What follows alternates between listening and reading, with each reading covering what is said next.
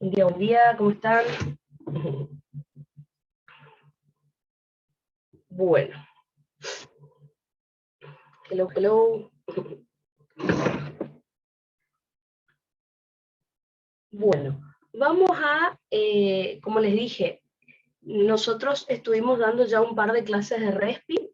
En esa clase de respiratorio les enseñé algunos cálculos, como por ejemplo el volumen minuto respiratorio, les enseñé la frecuencia de ventilación alveolar, cómo calcular el espacio muerto, les enseñé cómo calcular algunos volúmenes y capacidades, y hablamos de espirometría, que no tenía, digamos, mucho cálculo, pero sí algún caso clínico que les puede llegar a tocar y que podemos analizar, ¿está? Así que les preparé un PowerPoint como para practicar un poquito esos ejercicios, que son los que el profe siempre suele tomar, y después sí, vamos a continuar con lo que nos está faltando de ventilación, que recuerden que es los centros respiratorios, que de ese programa que yo les dije que íbamos a dar, nos falta estudiar esa parte, que es la inervación básicamente de lo que es la ventilación.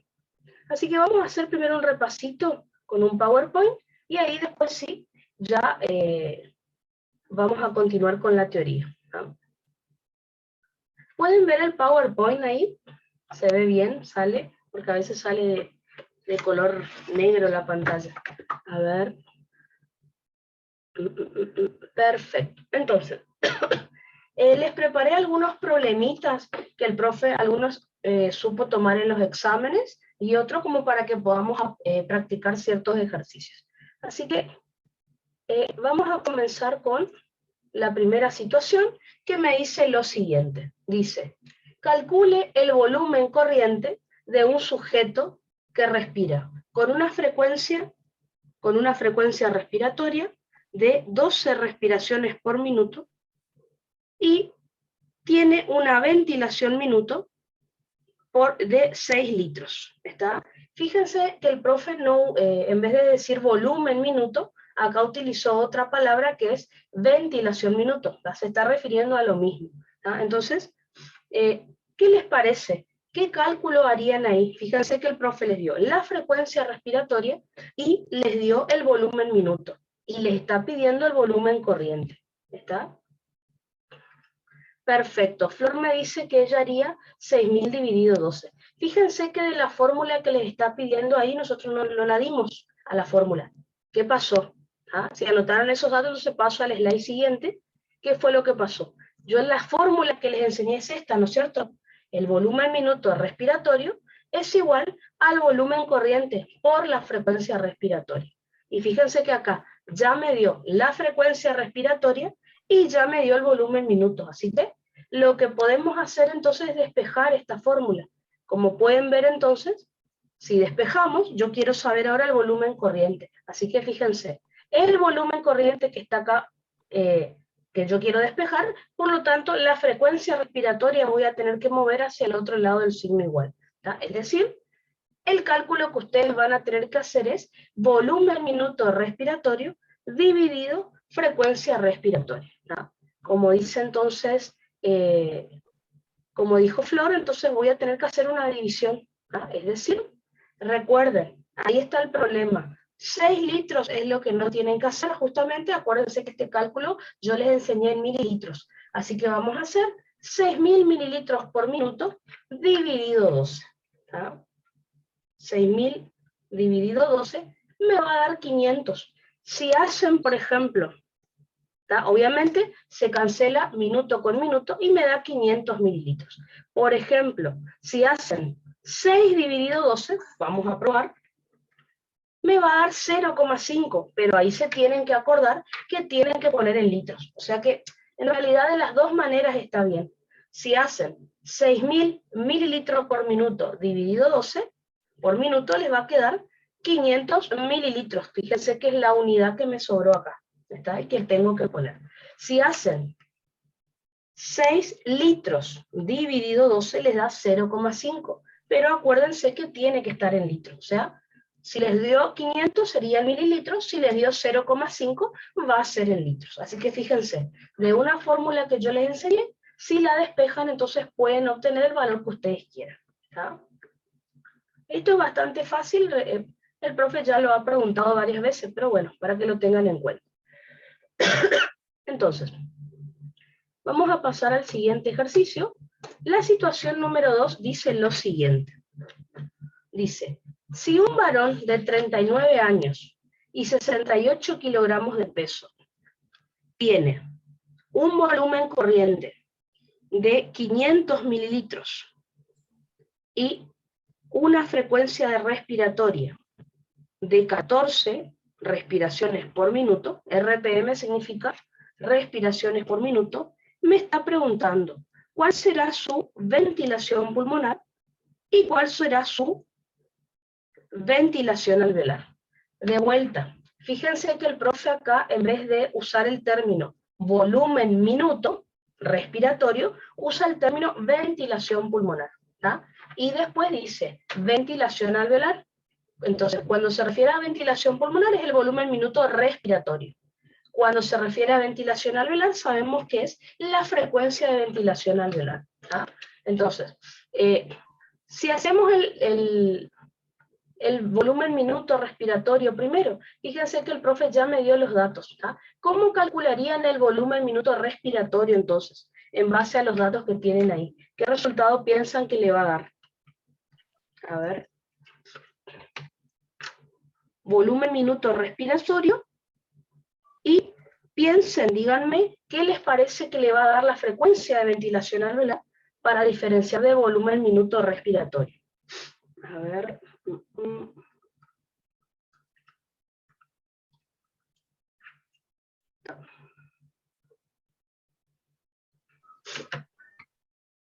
Me parece que el micrófono prendido, ahí lo apago.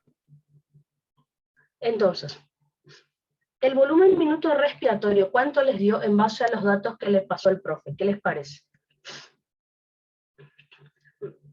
Recuerden que para hacer el volumen minuto respiratorio, lo único que teníamos, como les mostré hace un ratito en el ejercicio número 1, teníamos que sacar, bastante fácil, el volumen corriente por la frecuencia respiratoria. Así que cuando el profe les pide ventilación pulmonar, él les dijo que el volumen corriente era de 500 mililitros, así que está normal. La frecuencia respiratoria de 14 les dio, que también está normal. Recuerden que lo normal es de 12 a 20, así que fácil, tenían que hacer 500 por 14 nada más, que me da 7000 mililitros por minuto. ¿Está? Por otro lado tenemos la frecuencia de ventilación alveolar. ¿Cuál era la única diferencia? Recuerden que la frecuencia de ventilación alveolar queríamos saber de esos 7 litros por minuto que les dio el primer cálculo, ¿cuánto me va a servir para la hematosis nada más? Así que recuerden que le tengo que sacar el espacio muerto a ese volumen corriente. Recuerden, yo les había contado que del volumen corriente, que son 500 mililitros habitualmente, 150 mililitros es lo que va a tener una persona sana, es decir, de espacio muerto anatómico. Así que sería más o menos el mismo cálculo, pero sacándole el espacio muerto. Es decir, 500 menos 150, que es el espacio muerto anatómico. Si el profe no agrega más, significa que el paciente está relativamente sano, ¿tá? Por 14. ¿tá? Fíjense que en ese caso haríamos, el verdadero cálculo sería 350 mililitros por 14 respiraciones por minuto. Fíjense que no puedo cancelar ninguna unidad, así que en base al ejercicio que me pidió el profe, fíjense que de los 7 litros por minuto de volumen minuto respiratorio, solamente se van a utilizar para hematosis 4.900 mililitros por minuto. O sea, tenemos casi 2 litros prácticamente, 2 litros 100 de espacio muerto. O sea, aire que se encuentra en las vías de conducción. Porque como pueden ver acá, el espacio de muerto del paciente está normal. ¿Está? No tiene ninguna... más de 150, yo les dije que a partir de ahí recién se iba a convertir en anormal. ¿Está? Así que estos cálculos que ha tomado los Choice hasta ahora, bastante bien, bastante fáciles. Lo único que uno tiene que entrenar justamente para tratar de hacerlo rápido en el examen. ¿Está? Justo ayer me estaba comentando una chica que está en cuarto, que sus exámenes van a ser online, los de ella, que está en cuarto, de semiología. Así que de cualquier cosa pregunten en la plataforma o en algún lado cómo van a hacer sus exámenes, porque de cuarto por lo menos, en una materia le dijeron que va a ser online todo. Así que yo no sé, vamos a ver qué pasa con fisio. ¿Ah? Entonces, vamos al ejercicio siguiente, a ver cómo lo hacemos. Dice lo siguiente. Estos datos los vamos a ir anotando. Dice, usted quiere averiguar cuál es la causa. Esto tomó el profe en el examen, en uno de las eras. ¿Ah? Dice Flor que le dice constantemente que va a ser presencial. Sí, hasta ahora no hay ninguna noticia que va a ser presencial, pero sí. En un año ya avisaron que va a ser online, pero no sé si eso va a ser en todas las materias. Yo calculo que va a ser, depende de cuánto sea, supongo. ¿Está? Entonces, dice, ¿usted quiere averiguar cuál es la causa de la disnea de un paciente? Acuérdense que la disnea es la falta de aire, ¿está? Y le solicita una espirometría y una pletismografía, donde se obtiene la siguiente información. Dice, capacidad inspiratoria, 3,5 litros. Vamos a ir anotando sus datos a ver qué nos pide. Les pregunto, dice, capacidad inspiratoria, capacidad residual funcional. ¿Cuál de los dos estudios me da estos datos? ¿La espirometría o la pletismografía? ¿Qué les parece? Capacidad inspiratoria, 3,5 litros. Capacidad residual funcional, 3,5 litros. A ver, me dicen, perfecto. Alina y Flor me dicen la pletismografía. Exactamente, hasta ahora, ningún dato de espirometría por ahora. Volumen de reserva expiratoria, o sea, el BRE, 2 litros. Volumen corriente, 0,5 litros. O sea, fíjense, creo que sí. Esos son los datos que vamos a tener. Esto preguntó el profe el año pasado, no, el antepasado, dio un examen, Choi obviamente, y preguntaba, hacía ciertas preguntas que había que contestarla correcta. ¿Ah? Entonces, vuelvo a repetir, anótenlo para ver, vamos a ir viendo qué nos va pidiendo el profe. Capacidad inspiratoria, 3,5 litros. Capacidad residual funcional, 3,5 litros. Vamos recordando para ver qué después nos va a pedir. Recuerden que la capacidad inspiratoria era el volumen corriente más el volumen de reserva inspiratoria. ¿Está? Eso era la capacidad inspiratoria, 3,5 litros. Recuerden que la capacidad residual funcional eran los otros dos volúmenes, o sea, el volumen de reserva expiratoria y el volumen residual. Después, volumen de reserva expiratoria, 2 litros, y volumen corriente, que también es, ya sabemos, 0,5 litros. ¿Ah? Bueno, si estamos hasta ahí, vamos a ver qué nos va a pedir el profe. Me pregunta, primero, ¿cuál es el volumen de reserva inspiratoria de este paciente? ¿Qué les parece? Con los datos que tenemos ahí, ¿cómo podríamos calcular? Porque fíjense, tenemos capacidad inspiratoria, capacidad residual funcional, volumen de reserva expiratoria y volumen corriente. Me está pidiendo el volumen de reserva inspiratoria. A ver qué les parece. Me dice Flor que ella haría 3.500, o sea, 3,5 litros, menos 0,5, o sea, los 3.500, Flor, que vos elegiste, ¿de qué valor sacaste? Sacaste de la capacidad, es el mismo número obviamente, pero hiciste capacidad inspiratoria menos volumen corriente o capacidad residual funcional menos volumen corriente. ¿Qué te parece? Está bien el ejercicio. ¿Cuál de los dos valores elegiste para pensar en el resultado? ¿Está? A ver. Perfecto. Flor me dice que ella hizo. Recuerden, la capacidad inspiratoria menos volumen corriente. Entonces, ¿de dónde sacamos ese ejercicio si yo no les enseñé ninguna resta? Recuerden entonces que nosotros sabemos esto, como les dije hace un ratito. La capacidad inspiratoria es el volumen corriente más el volumen de reserva expiratoria. Fíjense que me está pidiendo volumen de reserva inspiratoria. Y yo ya tengo la capacidad inspiratoria y el volumen corriente. Así que, ¿qué tengo que hacer con esta fórmula que yo les enseñé? Simplemente la tienen que despejar. Entonces, nosotros sabemos, esto es lo que queremos saber, lo que me está pidiendo el profe. Así que, el volumen corriente, que como pueden ver, acá está sumando, lo voy a pasar al otro lado del signo igual, restando. ¿Ah? Siempre se hace así cuando se despeja. ¿Qué quiere decir esto? Que si yo despejo,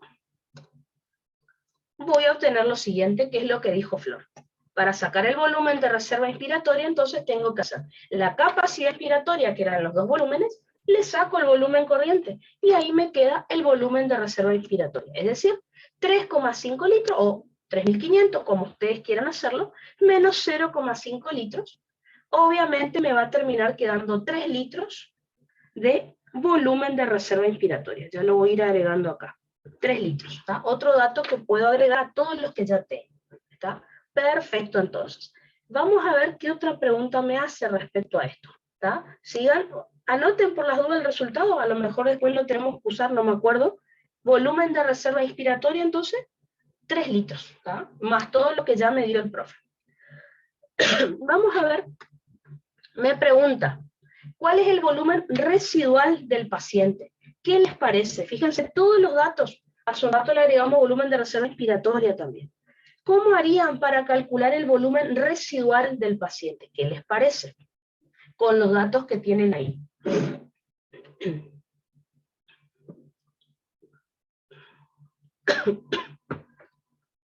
Tengo capacidad inspiratoria, capacidad residual funcional, volumen de reserva inspiratoria, volumen corriente y hace un ratito también volumen de reserva inspiratoria.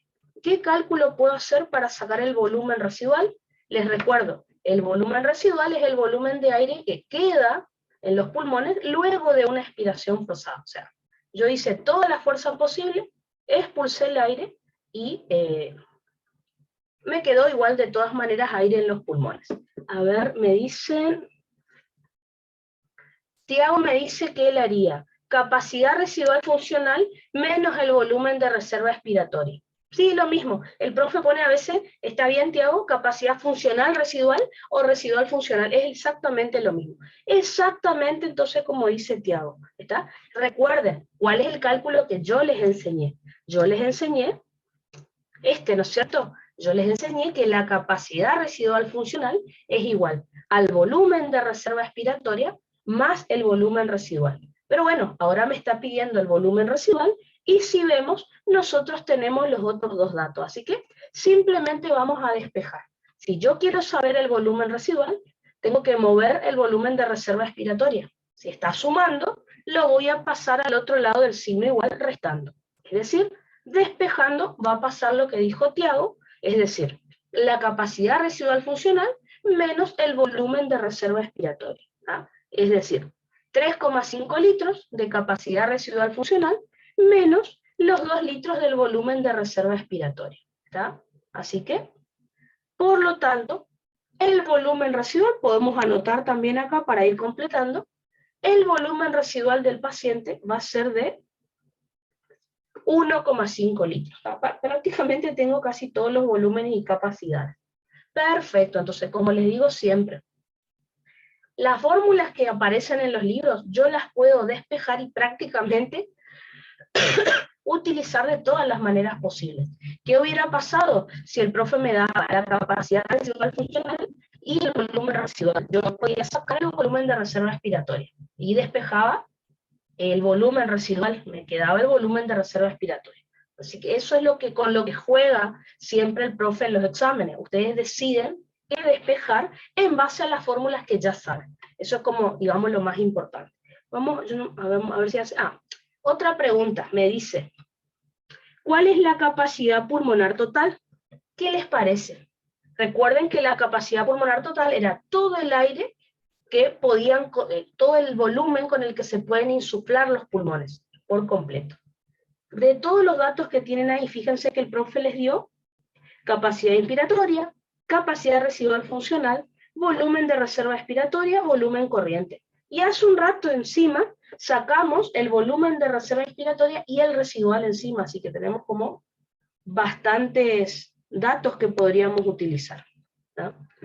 ¿Cuál de los datos ustedes utilizarían para sacar la capacidad pulmonar total?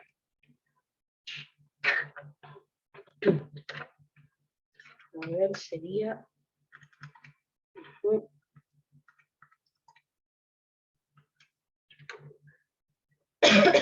Entonces, recordándole, la capacidad pulmonar total eran 4 volúmenes. Si yo miro, tengo volumen corriente, tengo volumen de reserva inspiratoria, que calculé hace un ratito, tengo volumen de reserva expiratoria y tengo el volumen residual, porque lo saqué hace un rato. O si no, recuerden que hay dos capacidades que figuran ahí en los datos que les pasé que representan los 4 volúmenes. Entonces, una forma de hacerlo sería esta, ¿ven? La capacidad inspiratoria, recuerden que son 2 volúmenes, volumen corriente y volumen de reserva inspiratoria. Ahí tengo 2 volúmenes.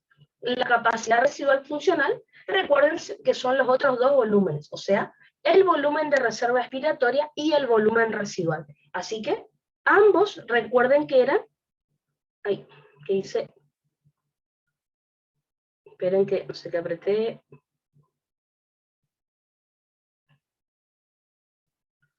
Vamos a vuelta, ahí está. Acuérdense que ambos eran 3,5 litros cada uno, así que por lo tanto, capacidad pulmonar total va a ser de 7 litros. Así, y otra forma de hacerlo, fíjense, dice, el profe ya les dio como datos, me olvidé de anotarlo ahí, volumen de reserva expiratoria, dijimos que era 2 litros, más 0,5 litros de volumen corriente, ahí ya tenemos 2 volúmenes. Después, volumen de reserva inspiratoria, hace un rato sacamos que era 3 litros, y por último, hace un rato sacamos que el volumen residual es 1,5 litros, o sea, 2 datos nos dio el profe, 2 datos sacamos hace un rato, y también me da 7 litros, los 4 volúmenes por separado. Pero si quieren hacer solo con datos que le dio el profe, esos son los que nos dio, ¿tá? Capacidad pulmonar total, ¿tá? Perfecto, entonces. Vamos a ver qué otro dato. Me pregunta por último, ¿cuál es la capacidad vital? Recuerden, la capacidad vital era todo el volumen, el máximo volumen de aire que pueden manejar los pulmones durante la ventilación, ¿está? De los datos que tienen ahí entonces, recuerden, pueden ser datos que el profe les dio o alguno nuevo que ustedes hayan calculado. ¿Cómo sacamos la capacidad vital? Les recuerdo, la diferencia es que capacidad pulmonar total incluye todos los volúmenes pulmonares y la capacidad vital incluye solo lo que pueden manejar los pulmones durante la ventilación. ¿Está? Dicho de otra manera, son 3 volúmenes, no 4. ¿Está? Así que por lo tanto, podríamos hacer lo siguiente. A ver, me dicen en el chat. Tiago me dice que él haría la suma del volumen de reserva expiratoria, el volumen corriente y el volumen de reserva expiratoria. Exactamente, o sea que sería 3 litros, como me dice Tiago, de volumen de reserva expiratoria, más 0,5 litros de volumen corriente, ahí ya me da 3 litros y medio, y reserva expiratoria, 2 litros, ¿está? Me da 5,5 litros, ¿está? Perfecto, entonces. Yo no me acuerdo si acá hice de las dos maneras. A ver. Una de las formas es el dato que sacamos hace un ratito, ¿vieron? Capacidad pulmonar total, que era 7 litros. A eso le saco el volumen residual, que es lo que no entra acá, que también sacamos hace un rato, ¿ven? 7 litros de capacidad pulmonar total, que calculamos hace un ratito, menos 1,5 litros de volumen residual, que es el único volumen que no está ahí, me da 5,5 litros. ¿Está? Otra forma es la capacidad inspiratoria, que son 2 volúmenes, más el volumen de reserva expiratoria, que es el tercer volumen, ¿tá? 5,5 litros también. O, como dice Tiago, lo pueden anotar ahí para agregar porque también está perfecto. Fíjense, ustedes van a buscar la forma que más, que se acuerden primero que mejor les quede. Y hacemos la fórmula que dijo Tiago y fíjense que también me dio lo mismo. Volumen de reserva inspiratoria más volumen corriente más volumen de reserva expiratoria. También otra vez 3 volúmenes. ¿Ah? Fíjense, acá en la capacidad pulmonar total están los 4 y le resto el residual que no entra. Lo mismo. Acá en la segunda fórmula es lo mismo.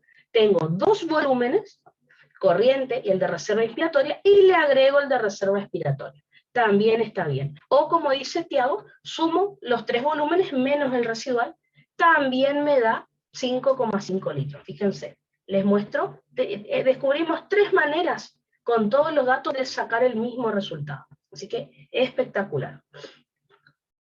Perfecto. Yo acá les muestro diferentes tipos de ejercicios que el profe ha tomado. Alguno de estos siempre tomó y había que despejar algo raro, había que hacer, pero fíjense que son fórmulas fáciles dentro de todo. ¿Ah? A ver, creo que hasta ahí, perfecto. Eso era entonces en cuanto, recuerden, como pueden ver ahí, todos los volúmenes y capacidades que nos dio, son todos de pletimografías, no nos dio ninguna espirometría en realidad, que decía ahí en el problema, nada de espirometría, pero bueno, ¿tá? Por lo menos ya sabemos la diferencia entre pletismografía y espirometría. Dice, situación número 4. Ese mismo día, usted recibe a un paciente que se queja de dolor intenso al respirar y de disnea, o sea, de falta de aire. Ha estado en reposo porque le operaron una rodilla hace 2 semanas. Usted ve que el paciente presenta taquipnea.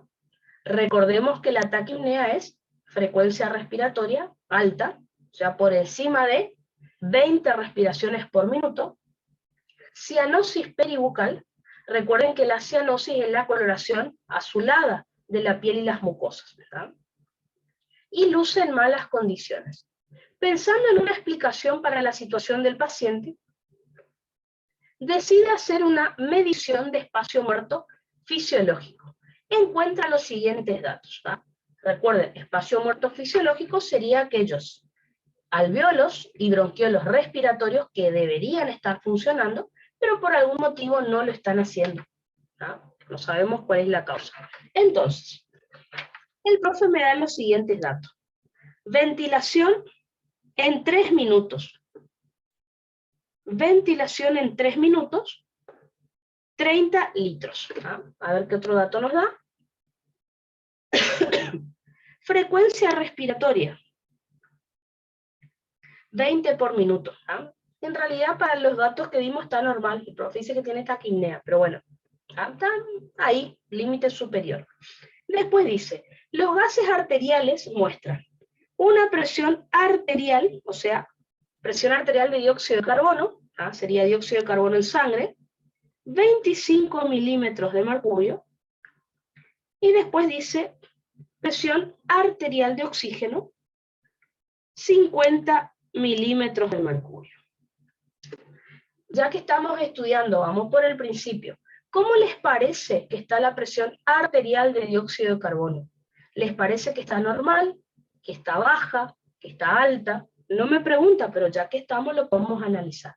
¿Ah? A ver qué les parece. Me dicen, perfecto, Thais y Flor me dicen que está baja, perfecto. Buenísimo. Recuerden que el valor normal es de 35 a 45 milímetros de mercurio. Obviamente está por debajo de 35. Fíjense, ¿cómo le vamos a llamar a eso? Cuando el paciente tiene una PACO2 por debajo de lo normal. Habíamos dicho que le íbamos a llamar hipocapnia a lo que tiene ese paciente. ¿Ah? Flor me dice que 40 era la otra. No, no, Flor, está perfecto. Lo que pasa que es un rango. Claro, la PACO2 con mayúscula, presión alveolar de dióxido de carbono es 40 exacto. ¿Está? La presión arterial de dióxido de carbono, que es esta, es un rango de 35 a 45. La otra sí es 40, clavadito. La presión, vamos a poner acá para no olvidarnos. Presión, si el profe hubiera puesto así, con mayúscula, uy, cualquier cosa es gris. Si hubiera puesto así, con mayúscula, expresión alveolar de dióxido de carbono, ahí sí es 40 clavado. Esta es 35 a 45 milímetros de mercurio. 40 es el número intermedio también, obviamente, pero sí, está bajo de todas maneras, ¿no? O sea, este paciente tiene hipocapnia. Después, ¿cómo les parece que está la presión arterial de oxígeno? De 50 milímetros de mercurio. ¿Qué les parece? ¿Está normal, alta o baja? Bueno, alta dijimos que no puede estar porque no existe la alta, digamos. Baja también, me dice Thais. Recordemos que el valor normal es de 90 a 100 milímetros de mercurio. 95 podría ser como número intermedio. Está muy baja.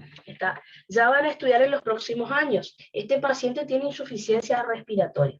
¿Tá? Por debajo de 60 ya se complica respirar con esa cantidad de oxígeno. ¿Qué es lo que vemos acá en sangre?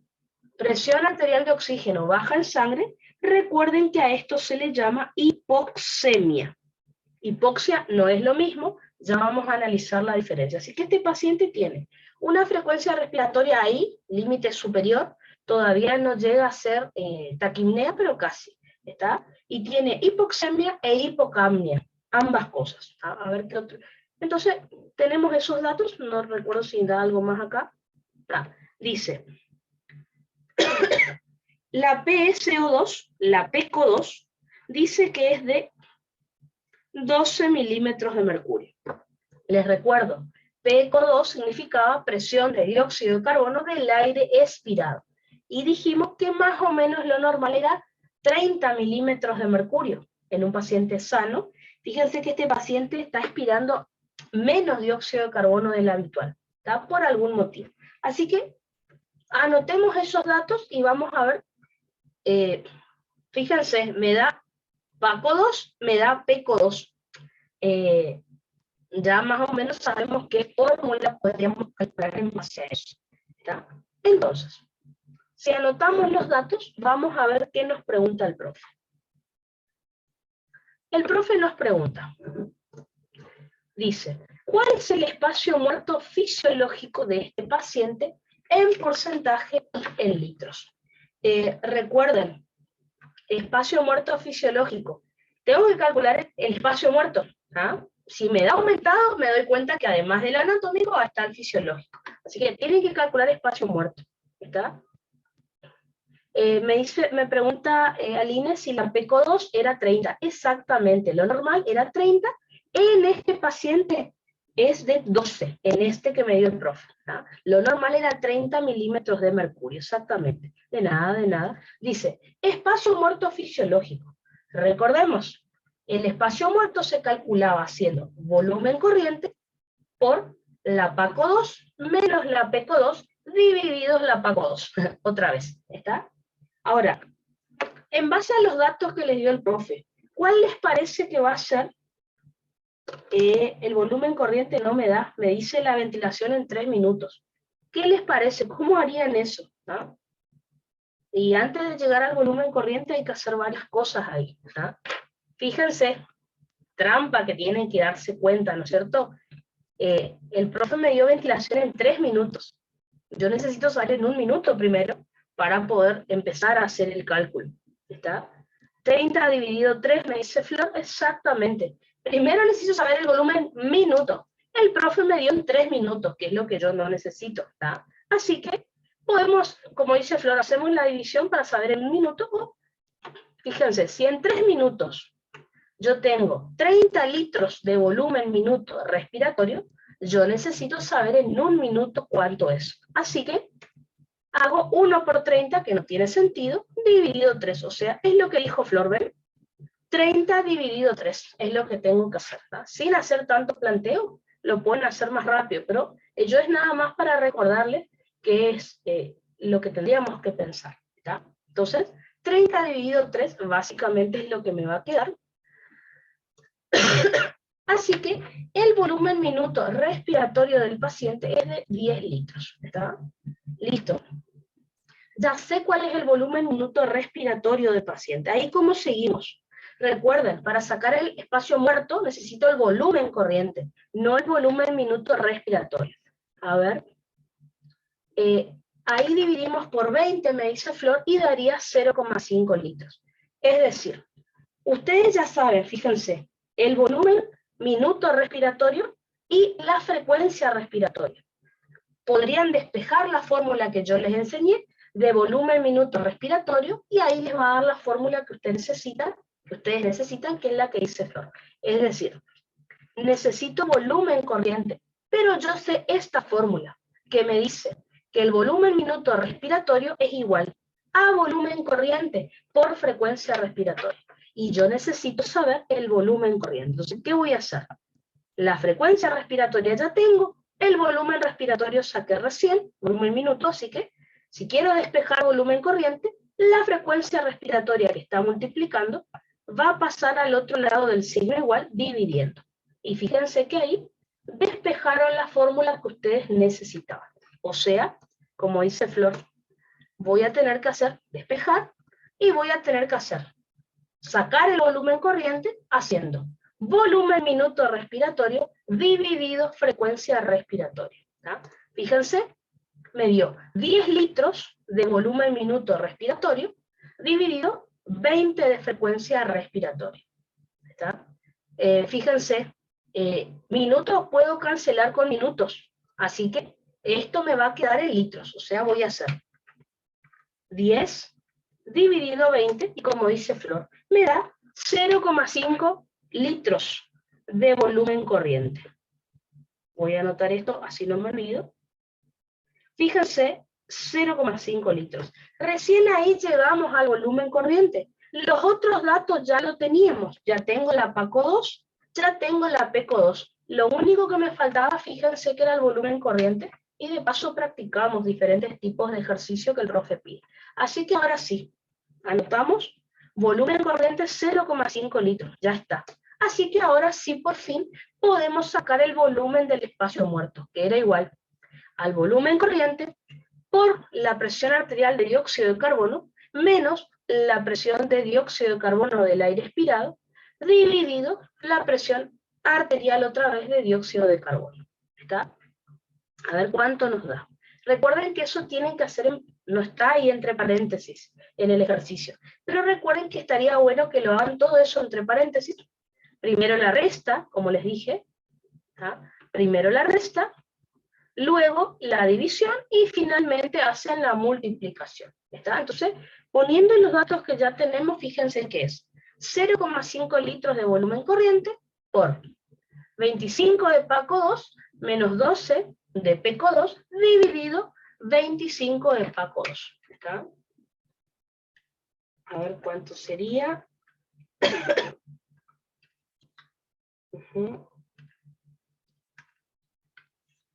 Perfecto. Me dice Flor si es PECO2 con minúscula o con mayúscula. Es el único valor, o sea, no hay otro nombre que tenga la letra E, así que lo podés poner con minúscula o con mayúscula. Ahora, cuando tienes la A, ¿sí? La PACO2, si es con minúscula es arterial, si la A es mayúscula es alveolar, pero con la E no hay problema. Poné minúscula o mayúscula porque no hay otro término que tenga el mismo nombre, digamos, como para confundir, así que como vos quieras está bien, ¿está? Sí, como vos quieras. Ahora, el de la A, la PACO2 con minúscula, PACO2 con mayúscula, sí son dos términos diferentes. ¿Está? Entonces, fíjense, podemos hacer primero 25 menos 12, que me va a dar 13 milímetros de mercurio, como pueden ver ahí. Recién ahí hacemos la división, o si no, si ustedes saben hacer con muchos paréntesis, lo pueden hacer. Si hago 13 dividido 25, me da 0,52. Recuerden, las unidades se cancelan. ¿Está?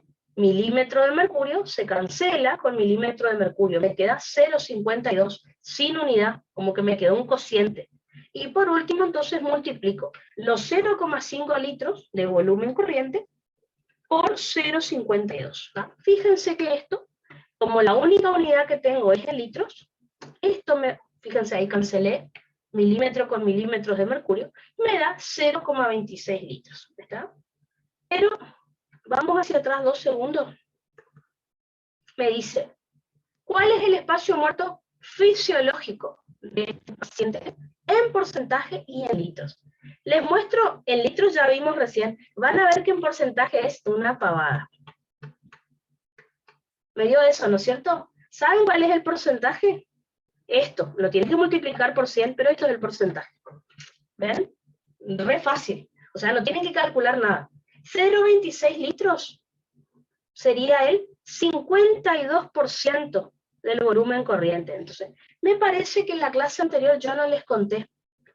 En porcentaje, lo normal es que el espacio muerto sea el 25% del volumen corriente. Eso es lo normal. Me parece que no les dije ayer, les digo ahora. ¿Está? Lo normal, ¿está? De 500 mililitros, 125 mililitros, 150, más o menos 25%. Fíjense cuánto tiene este paciente de espacio muerto. Como ven acá, simplemente multiplican por 100 este valor que les dio es 52%. Entonces vuelvo a repetir, lo normal es que el espacio muerto sea el 25, el espacio muerto anatómico, ¿no es cierto? Sea el 25% del volumen corriente. Fíjense cuánto tiene este paciente. Tiene 52% de espacio muerto. O sea que De ese 52%, solamente el 25% es anatómico, el resto es fisiológico, o sea, tiene mucho más espacio muerto que lo que debería tener. ¿Está? O recuerden, les pregunto a ver si les sale, ¿me podrían decir cuánto es espacio muerto fisiológico de este número? ¿Qué les parece? ¿Cómo harían el cálculo? Este es el espacio muerto en general total de esto. ¿Cuánto sería el fisiológico? ¿Qué les parece? ¿Cómo lo harían?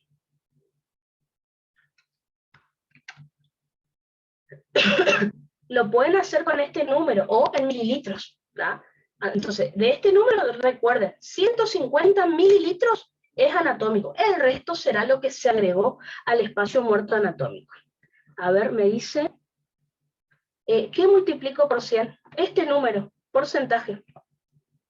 Eso ya multiplicar, simplemente sáquenle la coma y ese ya está en porcentaje, ¿verdad?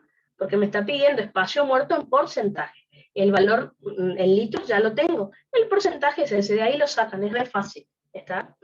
Ahora, vuelvo a preguntar, de este número, a ver, 1100 es fisiológico. No. Este número es el espacio muerto. En mililitros, ¿cuánto sería? 260 mililitros es eso, ¿está? De esto les estoy preguntando, de estos 260 mililitros, ¿cuánto será espacio muerto anatómico? Ya sabemos que es 150. De esos 260 mililitros, 150 mililitros sabemos que es lo normal, que es lo anatómico. Así que simplemente hago 260 menos 150, ¿está? 110 mililitros, ¿ah? Me pusieron 1100, supongo que 110 es Flor, pero si te dio el cálculo, ¿está? 110 sería no 1100, porque tiene que estar en mililitros, ¿está? Obviamente que hay un exceso de espacio muerto, ¿no es cierto? ¿Ah? A ver. Claro, hiciste 2600 mililitros, exactamente, era 260 mililitros o 0,26 litros. Así que vamos a ver si después hice esa parte. Así que, en conclusión, este paciente tiene un espacio muerto de 0,26 litros, o lo que es lo mismo, 260 mililitros. ¿Está bien eso? Vamos a suponer que el profe les pregunte. No, porque lo normal es hasta 150, habíamos dicho, que es el espacio muerto anatómico. Este tiene 260 mililitros, o sea, está alto.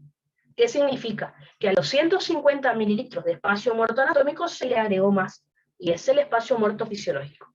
De qué otra manera me doy cuenta? Fíjense, yo les dije, hoy recién les conté porque ayer me olvidé, que el espacio muerto anatómico solamente representa el 25% del volumen corriente. Miren, este paciente tiene 52%, está altísimo. Más de la mitad de su espacio, de su volumen corriente es espacio muerto, o sea, algo no está funcionando bien, ¿tá? Recuerden, ¿de dónde saqué este 52% de acá? Lo único que hice es pasarlo a porcentaje. Por eso es fácil, digamos, eso me dice el porcentaje. De los 0,5 litros, este porcentaje es espacio muerto, es lo que me dice. ¿Tá? Ahí está en fracción, pero ustedes lo pasan a porcentaje sin problema. ¿Tá? ¿Cuál es el espacio muerto anatómico? En porcentaje y en litros. Entonces, como dijimos recién, si yo sé que el 52% son 0,26 litros, ¿cuánto será el 25% que se supone que debe ser el espacio muerto anatómico? Así que ahí haríamos 25% por 0,26 litros dividido el 52%. ¿tá? Me da 0,125 litros o 125 mililitros, como les dije hace un rato. ¿tá? Recuerden, hasta 150 está bien. Así que de esos 0,26 litros o 260 mililitros, 125 es espacio muerto anatómico, el resto me sobra, es espacio muerto fisiológico. ¿Está? Así que hasta ahí tendría que ser normal en este paciente. Vamos con lo último. Dice, ¿cuál es la ventilación alveolar de este paciente en litros? En base a los datos que tenemos ahí. ¿Cómo sacarían la frecuencia de ventilación alveolar, que es lo que les está pidiendo? Entonces, ahora que ya sabemos cuál es el espacio muerto, dijimos que era 260 mililitros, recuerden que la frecuencia de ventilación alveolar se saca parecido al volumen minuto respiratorio, solo que le tengo que sacar el espacio muerto, o sea, volumen corriente menos el volumen del espacio muerto por la frecuencia respiratoria. Recuerden que el volumen corriente, hace un rato sacamos nosotros, que era 0,5 litros, el volumen del espacio muerto, hace un rato sacamos que era 260 mililitros, obvio, están en diferentes unidades, tienen que poner en la misma, así que ustedes elijan cómo lo van a escribir. Y la frecuencia respiratoria dijimos que es de 20. Si van a poner el volumen corriente en litros, tienen que poner 0,5 litros, y el espacio muerto también tiene que estar en litros, o sea, 0,26. Si me van a poner el volumen corriente en mililitros, que es 500 mililitros, el espacio muerto tiene que estar en mililitros, 260. Elijan ustedes, lo mismo les va a dar. Yo lo puse en litros acá porque así lo habíamos sacado. Entonces, van a poner 0,5 menos 0,26 o van a poner 500 menos 260. Depende de qué unidad utilicen. ¿Ah? Así que 0,5 menos 0,26 me da 0,24 litros o 240 mililitros de volumen corriente.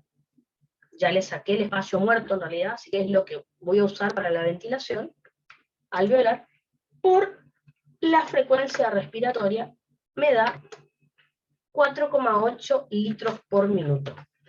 Les pregunto, ¿cómo les parece que está la ventilación alveolar de este paciente?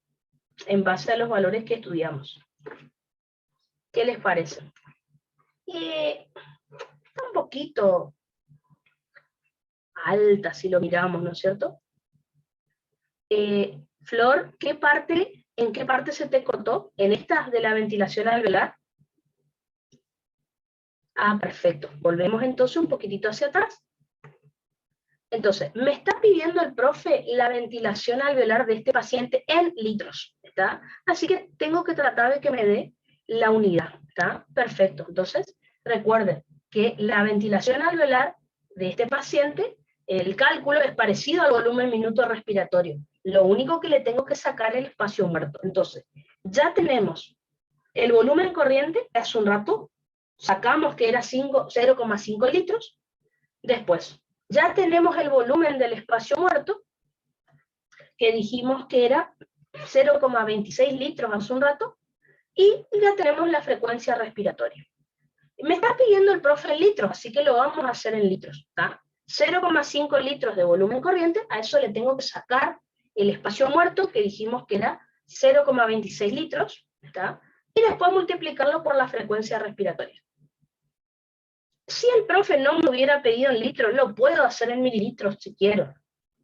En vez de 0,5 litros van a poner 500 mililitros, es lo mismo. En vez de 0,26 litros van a poner 260 mililitros, que es lo mismo. Si ustedes quieren en mililitros, lo hacen. Acá el profe me pide en litros, así que recuerden que lo primero que tienen que hacer es lo que está entre paréntesis, o sea, 0,5 menos 0,26. Eso me da 0,24 litros, y ahí recién lo multiplico por la frecuencia respiratoria, ¿está? Obviamente, al poner entre paréntesis pueden hacer todo junto en la calculadora, ¿está? Y eso me da 4,8 litros por minuto. Recuerden, lo normal era 4,2, 4,3 de frecuencia de ventilación alveolar. Está un poquito alta, pero no, digamos que está ahí, está bien, digamos. No está tan alta tampoco, ¿no es cierto? Tatiana dice, no entendí si es el volumen de espacio muerto, que es el 25% del volumen corriente, o es el espacio muerto anatómico, el 25%. Recordad que lo normal es el espacio muerto anatómico. Si el paciente, así que es lo primero que me dijiste, lo normal es que el paciente tenga del total de su volumen corriente, vamos a decirlo con números y después en porcentaje. Ayer yo les conté que de 500 mililitros de volumen corriente, 125, 100, hasta 150 mililitros es espacio muerto. Si eso lo pasamos en porcentaje, diríamos que del 100% de volumen corriente, el 25% es espacio muerto normal. O sea que nos estamos refiriendo al espacio muerto anatómico. Si vos al hacer el cálculo te das cuenta que el porcentaje es más alto que el 25%, significa que además del espacio muerto anatómico, hay algún otro que se está sumando al anatómico. ¿Está? Mínimo, siempre el paciente tiene 25% de espacio muerto, que es el anatómico. Si vos al hacer el cálculo te da más, significa que a ese 25% se le sumó el fisiológico además. ¿Está? A ver. Perfecto, entonces Tatiana, buenísimo. De nada, de nada. Después dice, o sea que en el cálculo se incluyen los dos espacios muertos, claro, los dos espacios muertos, exactamente. Después, si yo quiero, los separo. Le saco lo anatómico, que yo siempre sé lo cual es, y lo fisiológico es lo que me sobra. Volvamos hacia atrás y vamos a fijarnos, entonces. A ver, entonces, fíjense que hoy cuando calculamos el espacio muerto, ¿vieron esto? El espacio muerto cuando calculamos me dio 260 mililitros. Si pensamos en ese número, pensemos, hasta 150 es el anatómico. Me está sobrando, entonces si queremos calculamos 260 menos 150 mililitros, que yo ya sé que es el anatómico, 110, o si quieren con 125 no hay problema. 260 menos 125, que yo ya sé que es el anatómico, me sobra 135, 110, 135 mililitros de espacio muerto, o sea que ese es el fisiológico. Si quiero lo hago. Lo mismo, pensemos en porcentaje. Si yo sé, ese sí está acá, ¿tá? Yo sé que el 25% es anatómico. O sea, a este 52% yo le saco el 25, me da 27. O sea, el 27% de espacio muerto fisiológico tiene el paciente. O sea, le está sobrando. O sea, tiene espacio muerto, además del anatómico, tiene más. ¿Ah? Fíjense, lo mismo acá. Espacio muerto anatómico. Acá está el espacio muerto total, perdón. ¿Ah? Yo sé que el 25% es 0,125 litros. O sea, 125 mililitros. El paciente tiene 260, o sea que le sobra. Tiene de más que el anatómico. O sea que tiene espacio muerto fisiológico por encima del anatómico. Acuérdense que siempre se suma. ¿Está? Perfecto, entonces. Así que, del espacio muerto total, que es 0,26 litros, o 260 mililitros, yo sé que 150 es anatómico, el resto es fisiológico. Porque siempre que me dé mayor a 150 mililitros, se le está sumando a los 150, que yo ya sabía que el paciente tiene siempre, se le suma el fisiológico. O sea, algo tiene el paciente que no está haciendo una buena hematosis. ¿Ah? Perfecto, a ver dónde nos quedamos. Acá. ¿Ah? Entonces, sé que la frecuencia de ventilación alveolar es de 4,8 litros por minuto. Y me hace la siguiente pregunta. ¿Cuál es la ventilación de espacio muerto en litros? O sea, no es un cálculo que nunca hayamos hecho. Esta es la frecuencia de ventilación alveolar. ¿Ah? O sea, sacándole esto, ¿no es cierto? Que era el espacio muerto. Ahora, ¿cuál de estos 4,8 ahora podemos sacar el resto? ¿Cuánto será ventilación de espacio muerto? O sea, lo que no me está sirviendo por minuto. ¿Ah? Podemos hacer el siguiente cálculo. La ventilación del espacio muerto por minuto es el volumen minuto respiratorio menos la frecuencia de ventilación alveolar. Entonces, el paciente dijimos que tenía 10 litros por minuto de volumen minuto respiratorio. Hace un ratito calculamos que su frecuencia de ventilación alveolar es 4,8 litros por minuto. O sea, de esos 10 litros por minuto, sé que 4,8 me sirve para hacer hematosis. ¿Cuánto no me sirve? Creo que ahí ven el problema. ¿Ven? El paciente tiene mucho más espacio muerto, que es esto, que lo que realmente está ventilando, que es esto. O sea, 52%, o sea, más de la mitad de su volumen que está en la vía aérea no sirve para hacer hematosis. Ahí me doy cuenta que sí, el paciente está teniendo un problema bastante jodido, ¿tá? Porque solo 4,8 litros sirven para hacer hematosis. De los 10 litros, 5,2 litros no me sirven para nada. ¿Ah? Es mucho volumen lo que no me sirve. ¿Ah? debería ser el 25% nomás lo anatómico y tiene, dijimos 52%, altísimo está el espacio muerto del paciente. ¿Ah? Perfecto, entonces. A ver, creo que ahí terminaba, si mal no recuerdo, este ejercicio. Un montón de ejercicios como para ver diferentes. Sí. Ahora, espirometría. Vamos a ver. Recordemos, para la espirometría yo necesito que sepan los valores en porcentaje normales. Con eso ustedes me pueden decir cómo está, o sea, qué patrón tiene el paciente, obstructivo, restrictivo o mixto. Así que a un paciente se le realiza una espirometría y presenta los siguientes valores. Dice, capacidad vital forzada de 4 litros, es decir, 78% del valor teórico. Volumen, el BEF1, volumen expiratorio forzado en el primer segundo, 1,82 litros, o sea, 46,8% del valor teórico. Y por último tenemos el cociente entre el BEF1 y la capacidad vital forzada, que es de 0,45. Pasando a porcentaje, es 45% del teórico. Flor me pregunta, ¿como médicos calculamos esto o ya vamos a tenerlo en los estudios los resultados? No, ya vienen los estudios, vienen justamente estos dos. Ya viene en litros y ya viene en porcentaje. Como médico, ya les muestro realmente lo que viene. Viene una lista larga de cosas y ustedes van a tener que ver dónde mirar. Como médicos va a venir los litros y al lado va a venir, porque recuerden que el espirómetro calcula si esos litros, ¿cuánto porcentaje representa? Recuerden, va a depender de la talla, del sexo y de la edad del paciente, y eso solamente lo sabe el aparato. El aparato, yo antes de que el paciente haga la espirometría, le tengo que poner los datos, edad, talla, el sexo, todo, y el aparato va a saber para ese paciente en particular cuál es lo normal.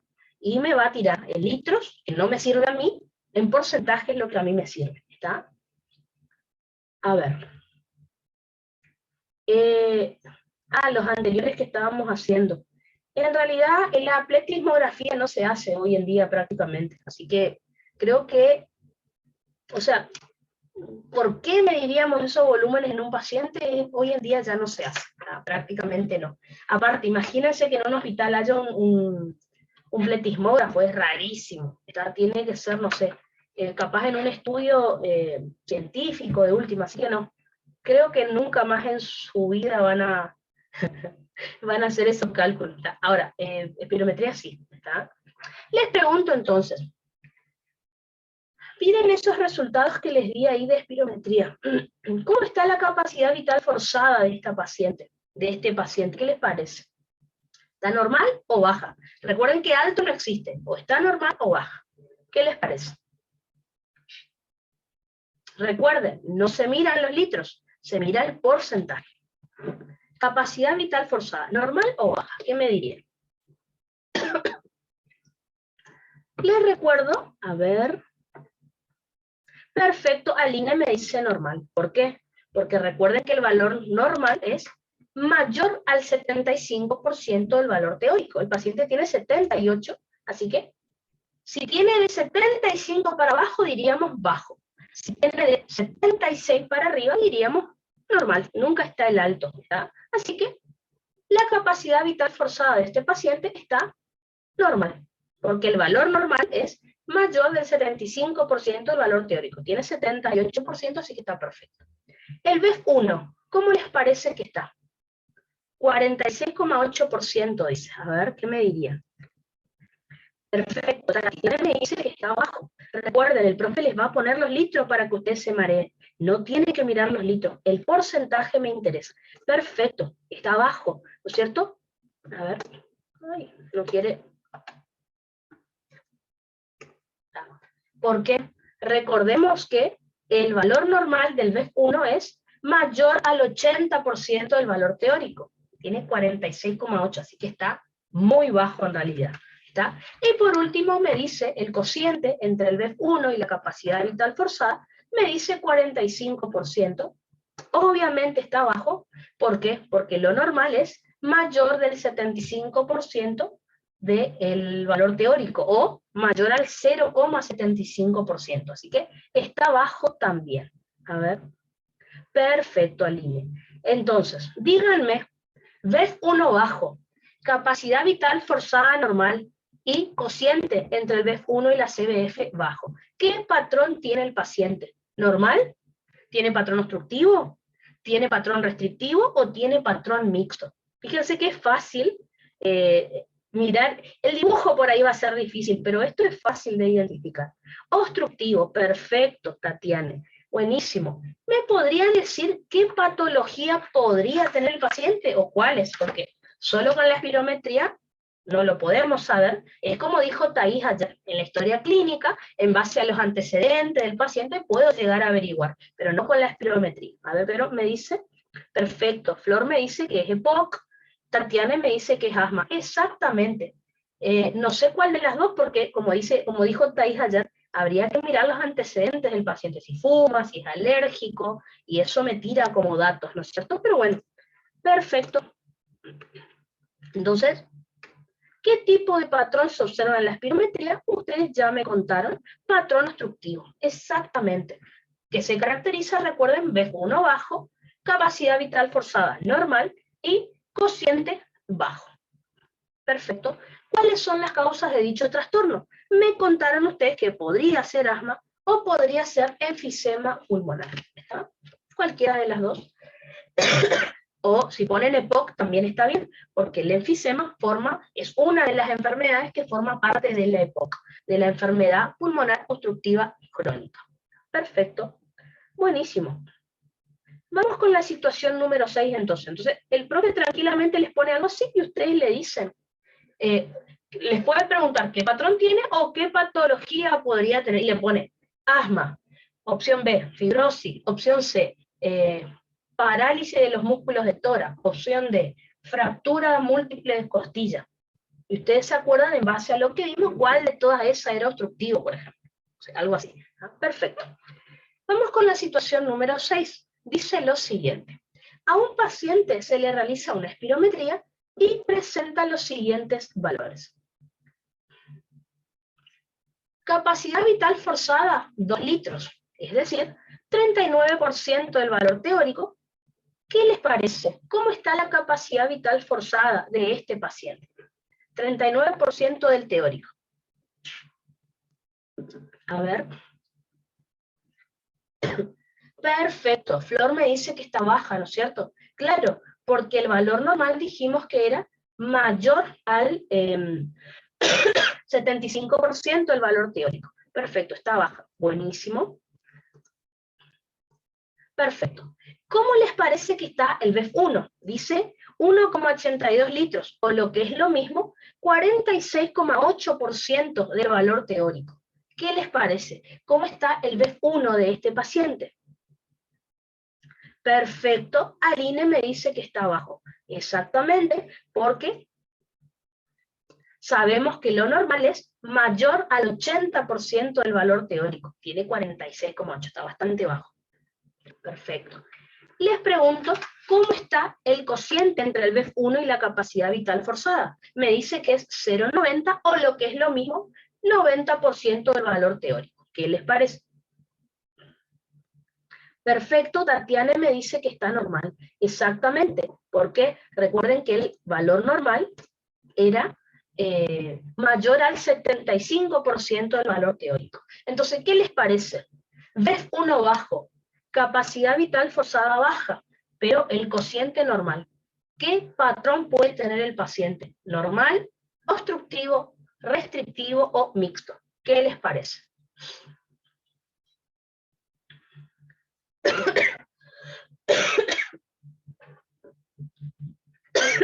Perdón. Tatiana me dice que es restrictivo. Exactamente, ¿está? Recuerden que el patrón restrictivo se caracterizaba por BEF1 bajo, capacidad vital forzada baja, pero el cociente me daba normal. Exactamente. Así que, ¿qué tipo de patrón se observa en la espirometría? Como me dijeron recién, patrón restrictivo. Les pregunto, ¿qué patología o qué patologías podría tener este paciente? ¿Qué les parece? Si el profe les pone en un choice ¿Cuáles son las opciones que buscarían de acuerdo a lo que les conté? Perfecto, Tatiana me dice fibrosis. ¿Ah? ¿Qué otra patología podría aparecer aparte de fibrosis? Más rara, la fibrosis es lo que más buscaría, fibrosis pulmonar idiopática, por ejemplo. ¿Tá? Pero bueno, podría ser, miremos, repasemos las otras causas, tenemos escritas acá. Fibrosis pulmonar, perfecto, es lo que me dijeron recién.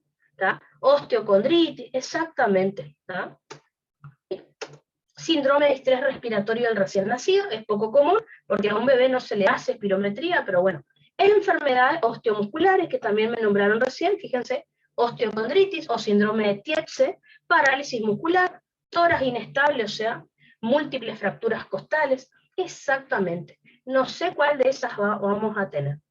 Tenemos igual que estudiar asma, que estudiar fibrosis, que estudiar enfisema. Por ejemplo, si era obstructivo y dice, bueno, enfisema, ¿en qué pienso? Paciente fumador.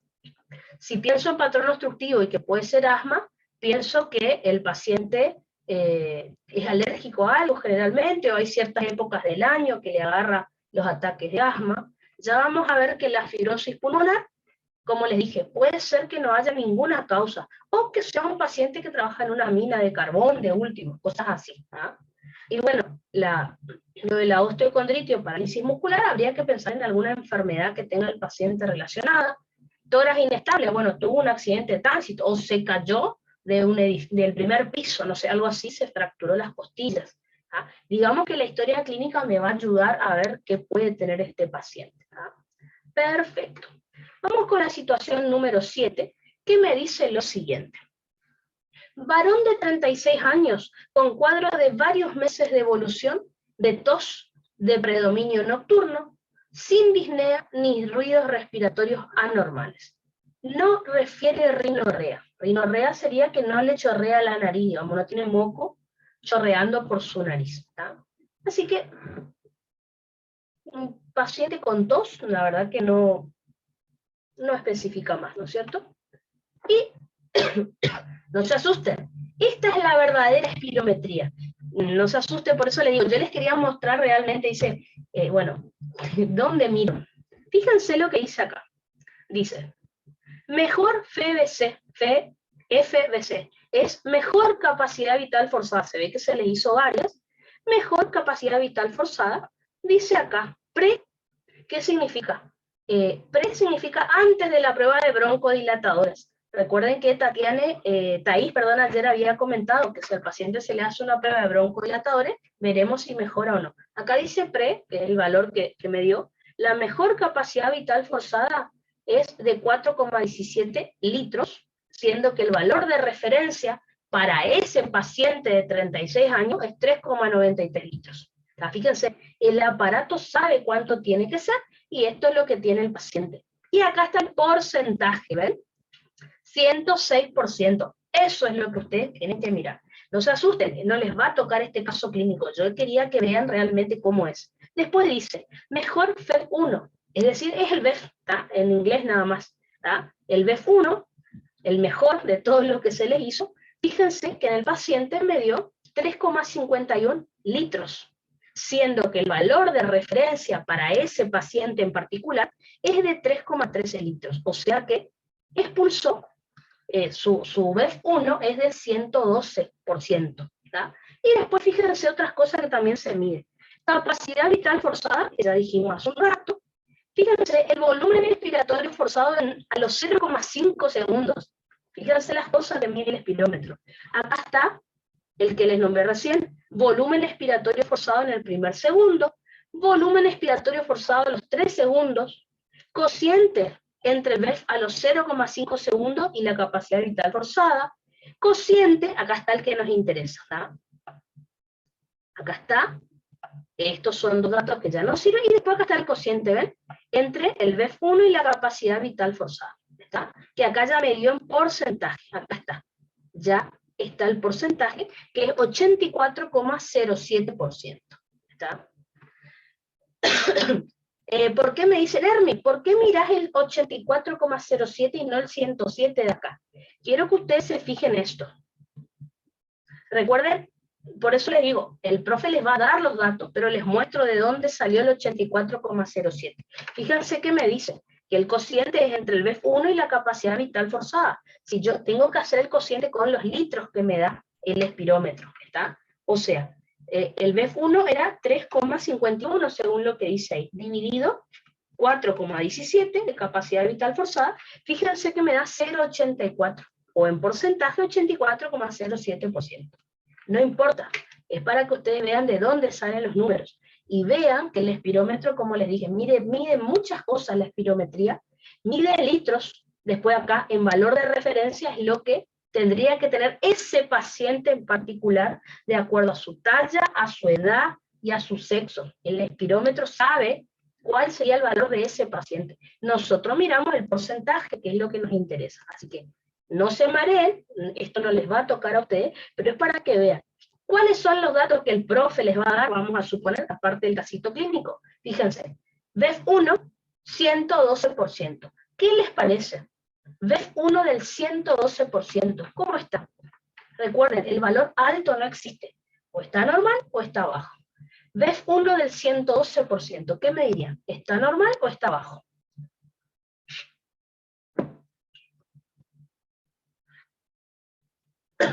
Recuerden que el valor normal del BEF1 es mayor al 80% del valor teórico. Lógicamente, si me dio 112 está re espectacular. Expulsó más de lo que tendría que expulsar por sexo y edad. Si me hubiera dado de 80 para abajo, digo que está bajo. Todo lo que sea de 81 para arriba, está, no sé, el porcentaje que sea, está normal. ¿Está? No se asusten cuando el porcentaje da alto, entre comillas. No, no es alto, está normal. Capacidad vital forzada, fíjense, 106%. Vamos de vuelta. Yo sé que el valor normal es mayor al 75% del valor teórico. Todo lo que esté por encima de 75, o sea, de 76 para arriba, está normal. Así que la capacidad vital forzada de este paciente está normal. Y por último, 84,07% de cociente. Recuerden que el valor normal es mayor del 75% del valor teórico, medio 84. Está normal. Así que, por lo tanto, fíjense, no se asusten con los porcentajes altos. El problema cuando está abajo, ¿no es cierto? El BEF1 medio normal, la capacidad vital forzada medio normal, y el cociente entre el BEF1 y la capacidad vital forzada medio normal. Por lo tanto, ¿qué tipo de patrón tiene este paciente? Tiene patrón normal. ¿Está? Yo saqué esta espirometría de internet para mostrarles realmente que el espirómetro mide en litros las cosas y ya me tira el porcentaje. Esa es la buena noticia. Ustedes como médicos van a mirar el porcentaje. ¿Y por qué figuran tantos datos así? Y porque a veces la espirometría se hace muchas veces y fíjense que el espirómetro mide varias cosas también. ¿Está? Pero bueno, lo que el profe les va a dar, supónganse en un caso clínico, sería esto. ¿Está? Estos tres valores que están ahí en círculo. ¿Está? Así que patrón normal. Fíjense la espirometría de este paciente. Vamos a suponer, ya vieron que el patrón es normal. Vamos a suponer que no sabían el patrón normal de ese paciente. Fíjense, el BEF1. Si quieren, me pueden marcar con su lápiz. ¿Se acuerdan que siempre miramos con lapicitos? Con su lápiz, ¿me podrían marcar el punto donde les parece que está el BEF1? A ver si entendimos el gráfico del otro día. ¿Está? Más o menos un puntito en la curva, digamos, donde les parece que está el BEF1 del paciente, y ahí nosotros lo analizamos. ¿Va? Igual yo lo marqué después, así que no se preocupen. Perfecto. Aline me marcó... Perfecto, ahí Tatiana en azul me marcó, ¿no es cierto? Un segundo, perfecto. Recuerden que el BEF1 es el volumen expiratorio forzado en el primer segundo. Ahí en color azul me han marcado. Perfecto. Con el lapicito, ¿dónde les parece que está la capacidad vital forzada en este gráfico? ¿Qué les parece? Me pueden marcar con un circulito. ¿Dónde estaría la capacidad vital forzada en este paciente? ¿Qué les parece? Fíjense que es el gráfico que yo les enseñé, solo que después este gráfico perfecto, tanto Tatiane como no sé quién más marcó ahí que no alcancé a leer, perfecto, las dos personas que me marcaron. Espectacular, ¿está? Flor también me marcó ahí en color rojo, buenísimo. ¿Está? Y después fíjense qué pasó acá. Caen los volúmenes, obviamente porque el paciente deja de expirar, ¿no es cierto? Perfecto. Voy a borrar lo que ustedes pusieron, pero está buenísimo. Exactamente, entonces, ustedes me marcaron, bueno, acá está el otro gráfico, les pregunto, antes, y después lo marcamos. El gráfico que les mostré primero, como pueden ver, es el gráfico de volumen-tiempo. El gráfico que está al lado, el del derecho, recuerden que es el gráfico de flujo-volumen. ¿Se acuerdan cuál les parece que es el flujo expiratorio máximo o el pico flujo en ese gráfico? Si me tuvieran que marcar con un circulito o algo así. Perfecto, ahí Tatiana, como pueden ver, perfecto, Flor, Tiago, todos me marcaron el pico flujo. Exactamente. Entonces, ¿alguien puso la firma ahí? Aline, basta, deja de rayar. Entonces, perfecto, buenísimo. Basta. ¿Alguien está probando el lápiz por primera vez? Buenísimo, entonces. ¿Ah? Fíjense, ustedes lo que me marcaron. Tiró la mierda el lápiz. Entonces, está bueno cuando a mí me gustaría tener un lápiz óptico, para una tablet con lápiz óptico, ahí es más, está copado, pero con el mouse por ahí se complica. Entonces, fíjense, ¿qué les mostré yo ahí? Es lo que ustedes me marcaron, ¿ves? ¿Ven? Ahí está el BEF1, ¿no es cierto? El BEF1. Que como pueden ver, yo les dije, está cercano a los 4 litros, ¿se acuerdan? Si en el gráfico marcan entre 3 a 4 litros, está normal. Así que BEF1 normal. En el gráfico que yo les enseñé, más o menos que esté por debajo de los 4 litros está perfecto. La capacidad vital forzada, 4 litros, un poquito más, 4 y piquito, también está normal. Así que, fíjense que dice acá, no importa, dice, lo que pasa es que las dos curvas están en negro, lástima, pero dice pre y dice post. Al paciente se le hace una espirometría normal, podríamos decir, y después se le aplica broncodilatadores para ver qué valores tiene luego de los broncodilatadores.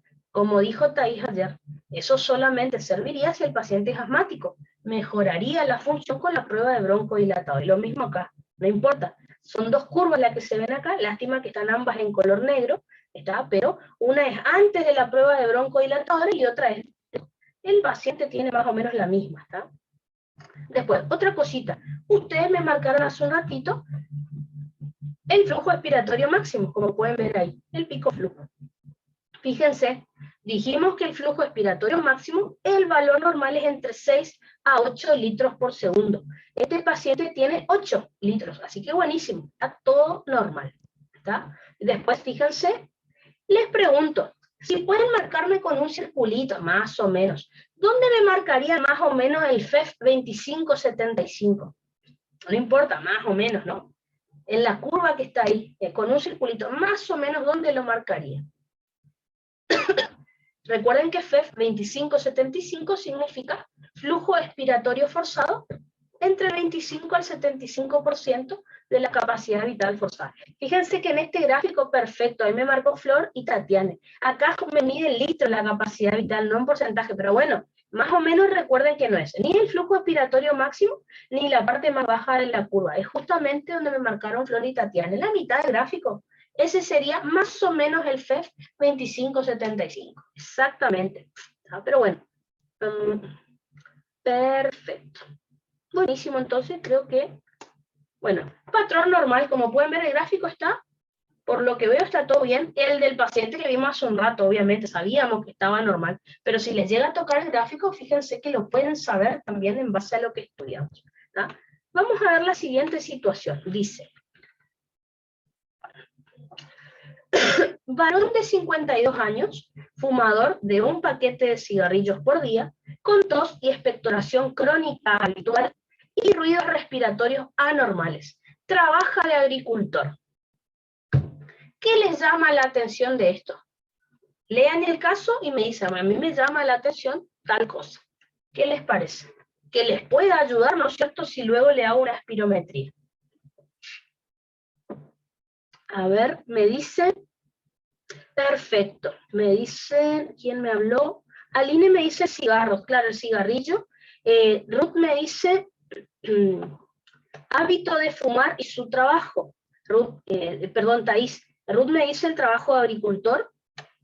Thais me dice enfermedad ocupacional, por lo tanto puede ser fibrosis. Claro, acá tenemos un problema. Por el cigarrillo, si veo un patrón obstructivo, vamos a suponer, el cigarrillo me tiraría más para el lado de enfisema, ¿no es cierto? Ahora, dijeron también lo de agricultor, posiblemente hay que ver qué cultiva, porque hay ciertas plantas que si el paciente inhala ciertos granos, les puede provocar una fibrosis, ¿no es cierto?, al ser agricultor. Así que, si llego a ver un patrón restrictivo, podría pensar que es una enfermedad ocupacional, o sea, que el paciente tenga fibrosis por el trabajo en el que está. Así que, habría que ver, pero bueno, por lo menos asmático sé que creo que no va a ser, supongo, ¿está? No tiene ningún problema de debilidad por lo que dice ahí, ¿está? Así que, bueno, estamos ahí entre dos opciones, no sé qué patrón me va a dar, ¿no es cierto? Así que, este es la espirometría del paciente. Recuerden que tenemos que mirar los porcentajes, les muestro de todas maneras. El BEF1 me dio 2,70 litros, siendo que tiene que ser 3,60 litros para este paciente. ¿Tá? Me interesa eso. 75% de BEF1, eso es lo que les interesa a ustedes. Capacidad vital forzada, fíjense que dice 4,46 litros. Es lo que expulsó este paciente, lo que expiró durante toda la espirometría, siendo que lo normal, el valor de referencia es 4,78. Así que expulsó el 93% de su capacidad vital forzada. ¿Tá? Y por último, acá tenemos el cociente entre el BEF1 y la capacidad vital forzada, que me dio 60,52%. Eso les va a tocar a ustedes en la pregunta de examen, obviamente. Les pregunto, ¿cómo les parece que está el BEF1 del paciente? Ahí dice 75%. ¿Qué les parece? ¿Está normal o está bajo el BEF1? Perfecto. Flor me dice que el BEF1 está bajo. ¿Da? A ver. BEF1 bajo. Buenísimo. Perfecto. Porque recuerden que lo normal es mayor al 80% del valor teórico. Miren la capacidad vital forzada. ¿Cómo les parece que está? 93%. ¿Les parece que está normal o les parece que está baja? ¿Qué me dirían? A ver. Aline entonces me dice que está normal. Exactamente. Recuerden que el valor normal es mayor al 75% del valor teórico. Tiene 93, así que está espectacular. Capacidad vital forzada normal. ¿No? Mi teclado está en un error. Entendí, bueno. Como no sé quién dijo ayer obrigracias, me encantó esa obrigracia mezcla entre portugués y español. Y por último, fíjense, el cociente entre el BEF1 y la capacidad vital forzada es del 60,52%. ¿Cómo les parece que está? ¿Les parece que está normal o les parece que está bajo? ¿Qué me dirían? Perfecto. Alina me dice que está bajo. Acuérdense que el cociente entre el BEF1 y la capacidad vital forzada tiene que ser mayor al 75% del valor teórico y tiene 60,52. Así que cociente entre el BEF1 y la capacidad vital forzada está baja. Les pregunto entonces, BEF1 bajo, capacidad vital forzada normal y cociente bajo. ¿Qué tipo de patrón les parece que tiene este paciente? Y en base a eso, ¿qué enfermedad les parece que podría tener? De acuerdo a lo que el caso clínico. Perfecto, me dice, Flor me dice patrón obstructivo, Tatiani coincide en patrón obstructivo, Tiago también coincide que es obstructivo. ¿Les podrían decir en qué enfermedad sospechan? ¿Qué les parece? De acuerdo a lo que leímos hace un rato. Me dice Flor que puede tener enfisema por ser fumador. Exactamente. Thais me dice enfisema pulmonar. Ya vamos a ver que aparte de la espirometría, la próxima clase, estudiamos que si le hacemos una radiografía nos vamos a dar cuenta si tiene enfisema. Enfisema pulmonar. Exactamente. Buenísimo. ¿Ven? No era alérgico a nada por lo que se ve ahí, así que... esperen que me han hecho una pregunta y ya miramos, dice... Profe, ¿qué sería el valor FEB1 CBF de la cuarta columna? 1, 2, 3, 4. ¿Este FEB 0,5 CBF? ¿O el de la... marcame si quiere con un lapicito, ¿cuál sería? 70. valor 80. El valor 80, no tengo idea. La estuve mirando, no tengo idea, porque el valor, el de referencia está acá, y el 80, yo no sé si es, espérenme 2 segundos, 75 dividido, pues el otro día lo hice, pero me olvidé. Ese 80 es entre los porcentajes. Ahí está. 75 dividido 93 me da 80, pero recuerden, no hay que hacer entre los porcentajes, el cociente hay que hacerlo entre los litros, o sea, 2,70, ¿viste que tenés acá? 2,70 dividido 4,46060 me da, o sea, 60%. Eso es lo que hay que hacer. El 80 es el cociente entre los porcentajes, pero no se hace entre los porcentajes, ¿está? Así que ese valor por eso no nos sirve. Porque si veo 80, voy a pensar que está normal, y no, no está normal. ¿Está? Perfecto. Así que el 80 es 75 dividido 93%, que no es el valor que se mira. Lo hizo la máquina, pero no se mira. Se mira este. Obviamente, el profe ya les va a dar el valor, pero se hizo 2,70 dividido 4,46, me da 0,60. Pasado a porcentaje es 60% del valor teórico. ¿Está? De nada, de nada. Ya me había olvidado que era eso. Perfecto. Ustedes me dicen que el patrón es obstructivo. Buenísimo. Patrón obstructivo. Miremos el gráfico. Fíjense, ya vimos recién que el patrón es obstructivo, así que me doy cuenta de eso. Les pregunto, ¿me pueden marcar en el gráfico de la izquierda dónde está el BEF1 de este paciente para que vean si está bien o no? Ya vimos que el patrón es obstructivo, pero vamos a suponer que ustedes no vieron el caso clínico. Perfecto, ahí Tiago lo marcó bien, Flor también y Tatiana también. ¿Se dan cuenta que yo les dije que lo normal, dónde tendría que estar? Yo lo marco, ustedes me marcaron el que tiene el paciente, tendría que estar acá, por debajo de 4 litros, y miren donde ustedes me marcaron, está abajo, ¿no es cierto? Dijimos que en el dibujito tendría que estar entre 3 y 4 litros en el gráfico, digamos, ¿está? Por ahí, por un poquito por debajo de 4 litros, está mucho más abajo, o sea que el BEF1 está disminuido, ¿está? Fíjense. En cambio, la capacidad vital forzada, fíjense que está acá, un poquito por encima de los 4 litros, o sea que me doy cuenta en el gráfico, según el gráfico que yo les mostré, a ver, por ahí se tilda esta porquería, perdón, ahí está. Entonces fíjense, el BEF1 está abajo, porque debería estar en el gráfico más o menos entre 3 y 4 litros, ahí en el medio, está por debajo de 3 litros, está abajo.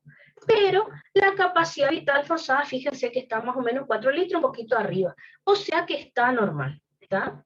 Les pregunto, miren el gráfico de la derecha, el segundo gráfico, y díganme, a simple vista, ¿qué les llama la atención? ¿Qué les parece? Ustedes miran el gráfico y dicen, yo sé que esto es obstructivo por tal cosa, así mirando rápido. Márquenme con el lápiz, ¿qué les llama la atención de ese gráfico? A ojo nomás ustedes se pueden dar cuenta que es obstructivo. Exactamente, ¿ven ahí esa curva que tiene?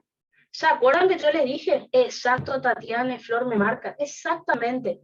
¿Qué me doy cuenta? ¿Ven que no desciende de manera uniforme? Hace como una concavidad. ¿Qué me daba a entender esa concavidad que yo observaba? ¿Qué le pasó al paciente en ese momento?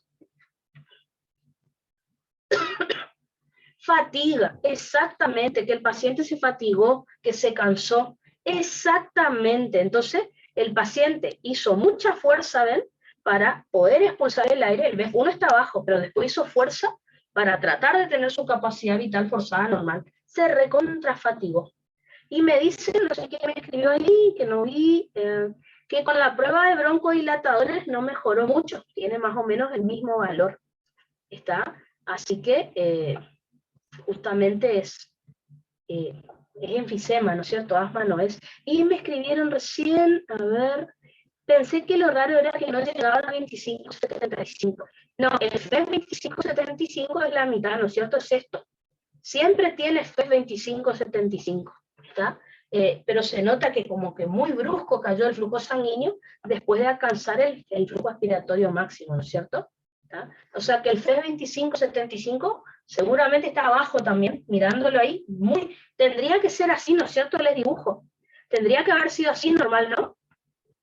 Algo así, ¿ven? más uniforme, ¿no? Y hace un bruc, así esa concavidad es como muy evidente. Pero si ustedes se fijan, el flujo expiratorio máximo está bien, ¿verdad?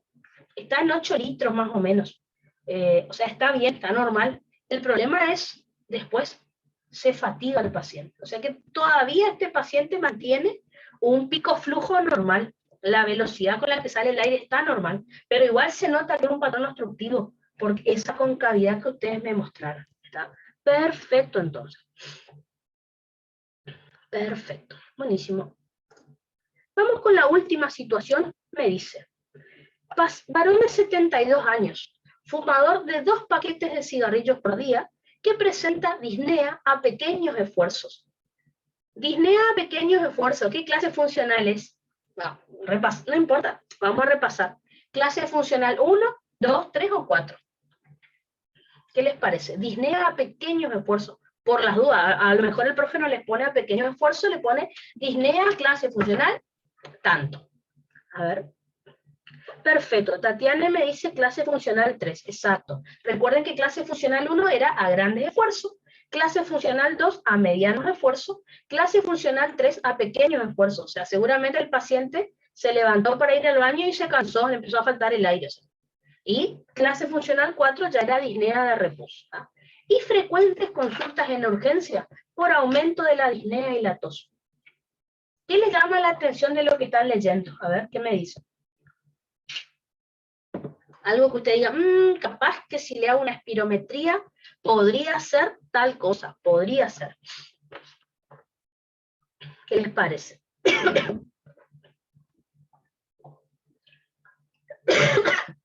A ver. 2 paquetes de cigarrillo por día, exactamente, el paciente es muy fumador, ¿no es cierto? Así que lo más probable es que si le hago una espirometría, ¿qué patrón me podría dar? Estoy imaginando, ¿no? Si no, hasta que no veamos la espirometría no vamos a saber. ¿Qué patrón me podría dar? Fumador, 2 paquetes por día, obstructivo, restrictivo, mixto, sospecho, vamos a mirar ahora la espirometría. Perfecto, Thais me dice obstructivo. Claro, estoy pensando en un efisema, ¿no es cierto? Yo no sé, pero sospecho, ¿no? Y recuerda que la clínica a veces ayuda mucho. Y me da estos valores de la espirometría. Dice, de vuelta, capacidad vital forzada, me da en litros, el valor de referencia, ¿ven? 3,64 litros. El del paciente es 2,33 litros, o sea que, bueno, o sea que la capacidad vital forzada es el 64%. Después dice, BEF1. El BEF1, el valor de referencia para ese paciente es 2,77 litros y el paciente expulsa 0,95 litros. O sea, tiene un BEF1 del 34%. Y por último, fíjense, el cociente entre el BEF1 y la capacidad vital forzada es de el 41%. ¿Ah? ¿Qué les parece? Bueno, ahí dice el FE 2575 también es... A ver, ¿qué les parece? ¿Cómo está el BEF1 del paciente? ¿Cómo está el BEF1 del paciente? ¿Les parece que está normal o les parece que está bajo?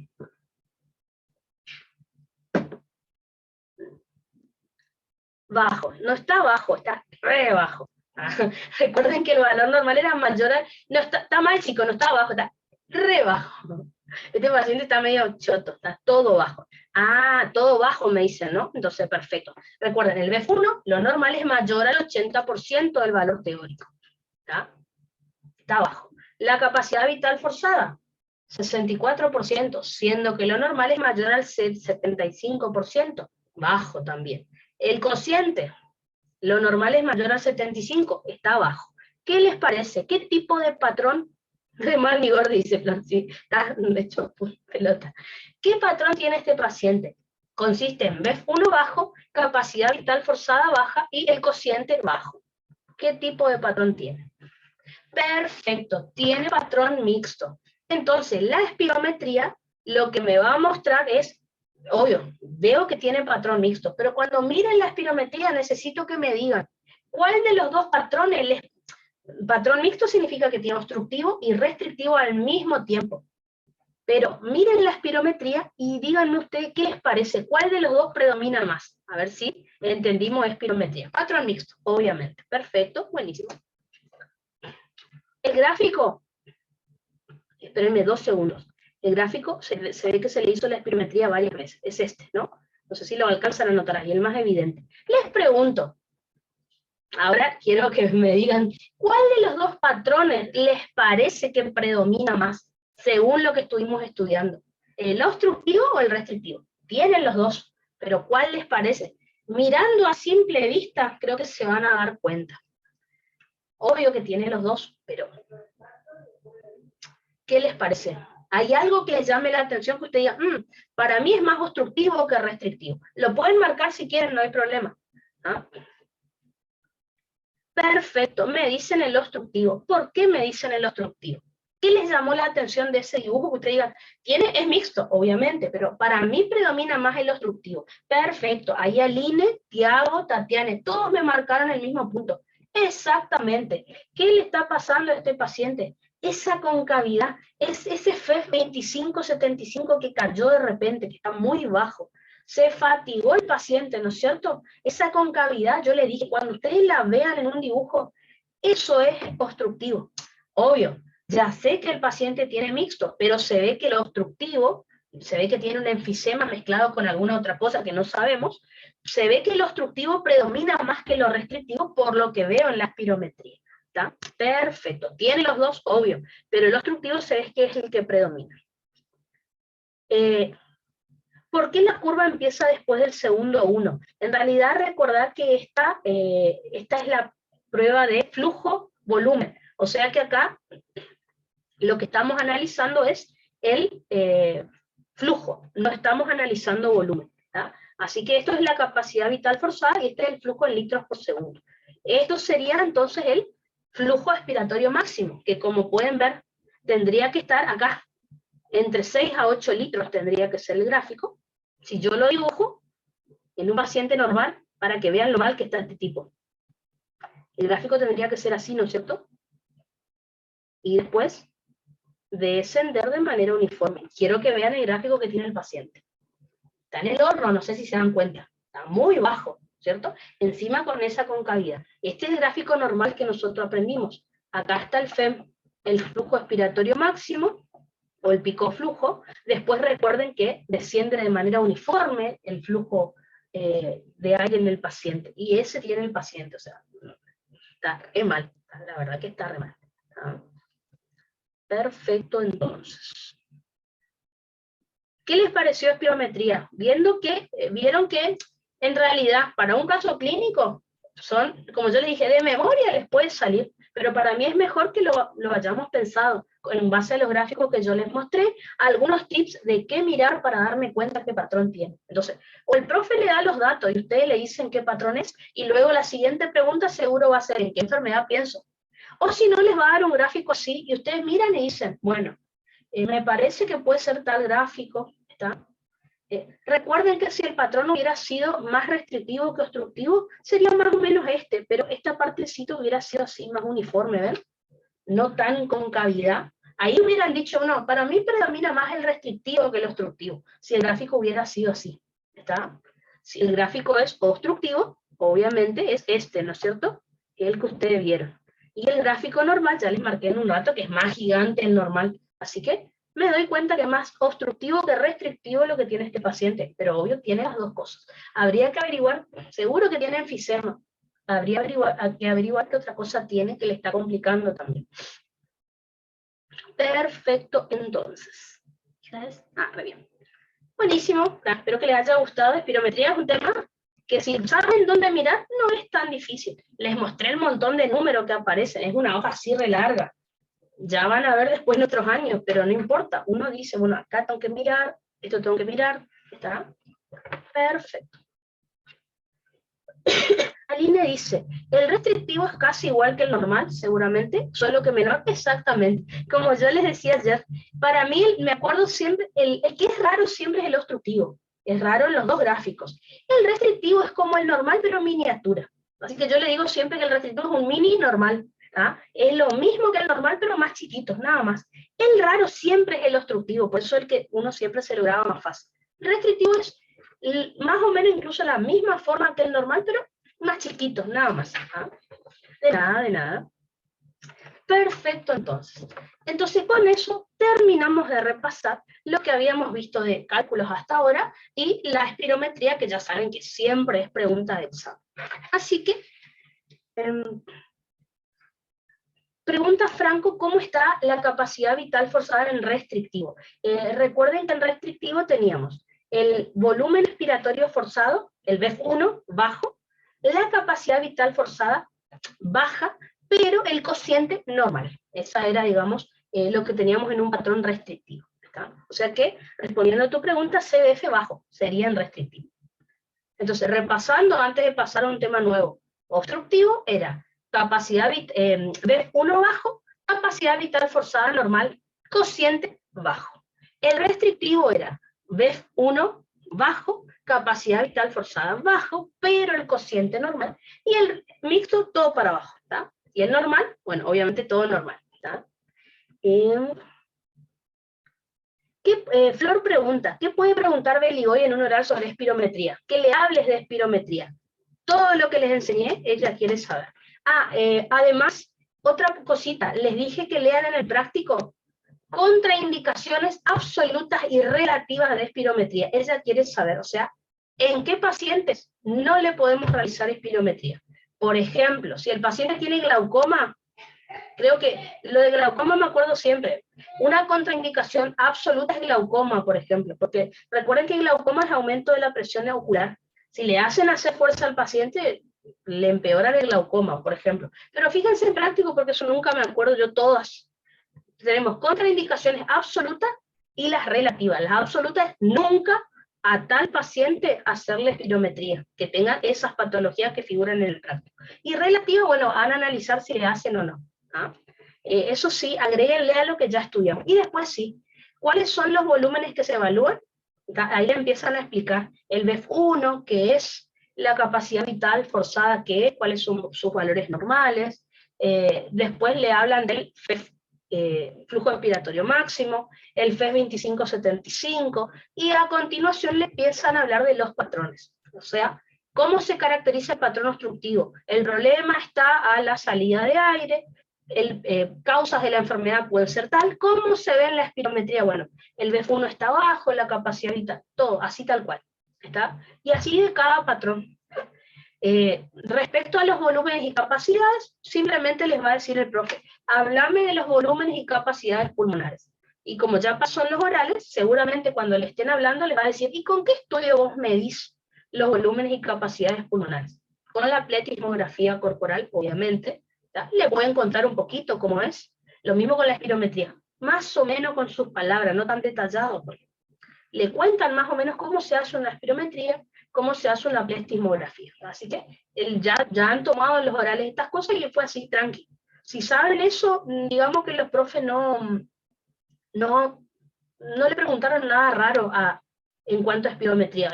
Obviamente, espirometría es un tema difícil de explicar, pero si saben las definiciones y valores normales, creo que eso. No hubo preguntas difíciles en el oral respecto al tema. ¿No? De nada, de nada. Perfecto, entonces. Nos quedan unos minutitos antes del recreo.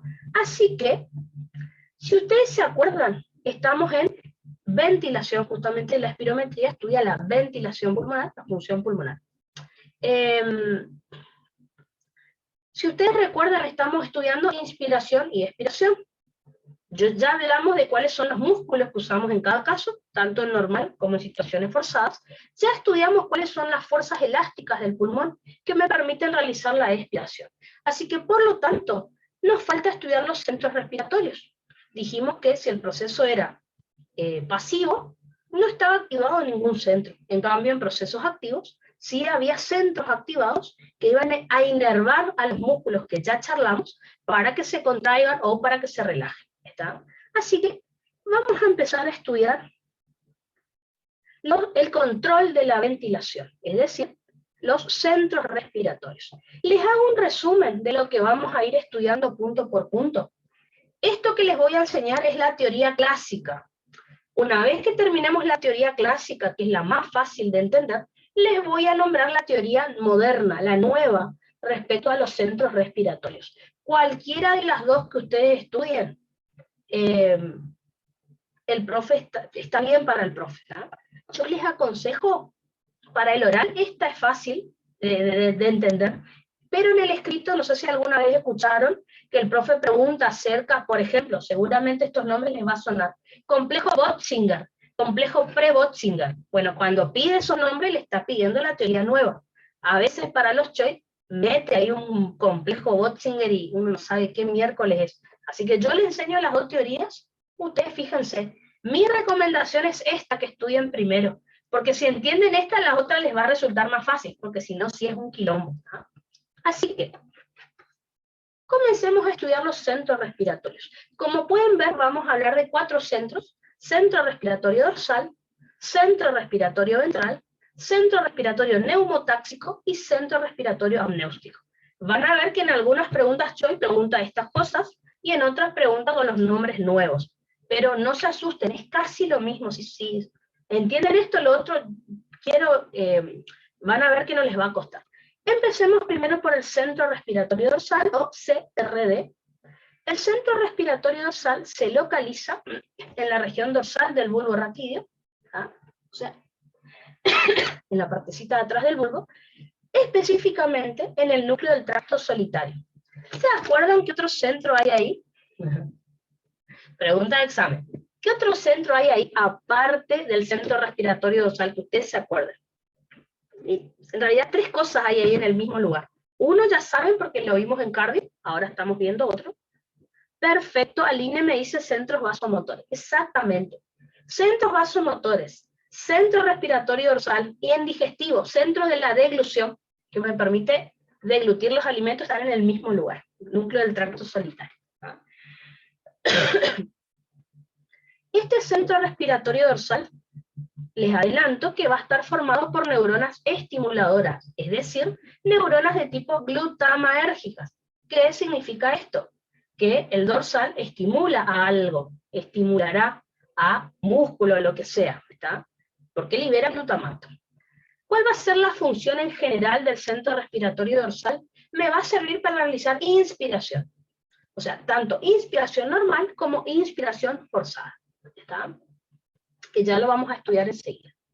Por otro lado, tenemos el centro respiratorio ventral, o CRV. El centro respiratorio ventral se localiza en la región ventral del bulbo raquídeo, o sea, está por delante del centro respiratorio dorsal. Más específicamente en el núcleo ambiguo, o NA. El centro respiratorio ventral también va a estar formado por neuronas estimuladoras, es decir, neuronas de tipo glutamatérgicas, ¿está? Y su función es que es accesorio, o sea, colabora con el centro respiratorio dorsal. Fíjense que me va a servir solo para situaciones forzadas. El centro respiratorio dorsal se encarga de lo normal, inspiración normal e inspiración forzada, ¿no? O sea, se encarga de inspiración.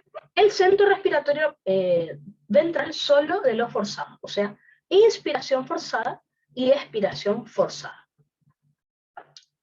El tercer centro, que enseguida vamos a estudiar en más detalle, es el centro respiratorio neumotáxico, o CRN, que se localiza en la región inferior de la protuberancia, más específicamente en el núcleo parabraquial. O sea que el neumotáxico está por encima del dorsal y el ventral, un poquito más arriba.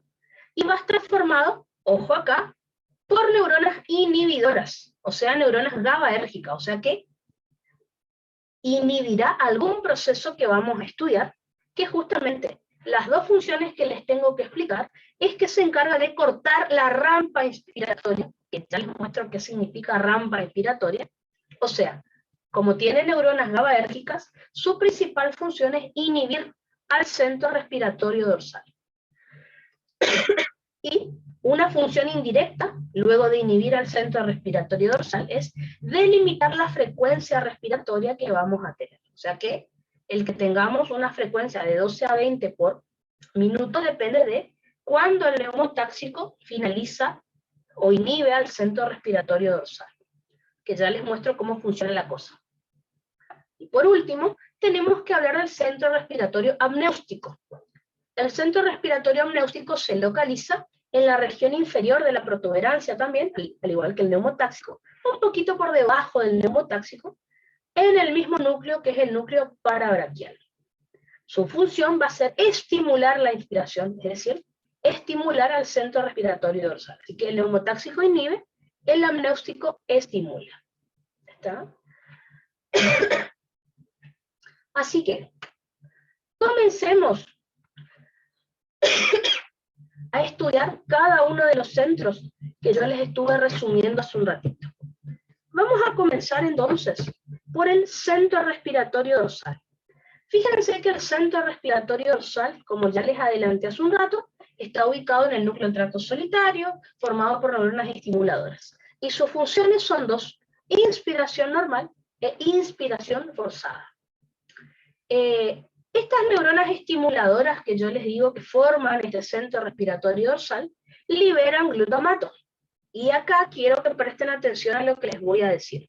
En la teoría clásica, eso le pueden aclarar al profe, en la teoría clásica se pensaba que el centro respiratorio dorsal es el que producía este ritmo respiratorio básico. ¿Tá? Hoy en día se sabe que es el ventral el que lo produce, pero bueno, le explico la teoría clásica, después vemos la nueva, y ahí, ¿qué es lo que ustedes le van a aclarar al profe? Depende de lo que les pregunte. Así que por ahora vamos a decir que el centro respiratorio dorsal es el que produce este RRB, o sea, este ritmo respiratorio básico. ¿Qué significa esto?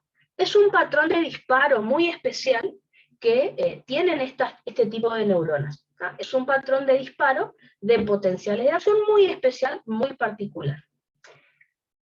Nosotros hemos estudiado en la primera era, y también en cardio, en la segunda era, hemos estudiado potenciales de acción muscularizo también.